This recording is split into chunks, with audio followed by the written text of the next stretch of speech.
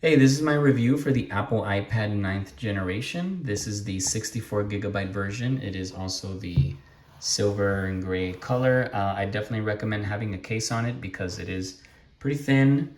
You don't want it to crack or break or anything. So I have a case for it. It's just not in this video, but I've been using it. I've had this for quite a while. It's a really fast iPad. That's why I wanted this one because as you can see, it's very, very quick.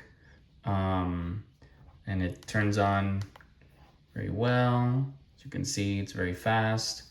Let's see if I were to click, I don't know, news. You can see it loads pretty quick.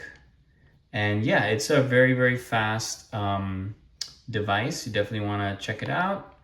And if you're definitely looking for a tablet, I highly recommend this one because like I said, it's fast.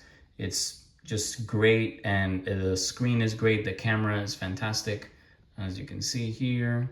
So, because it's aiming at my wall. But yeah, that's how the camera looks. So yeah, so it looks really good.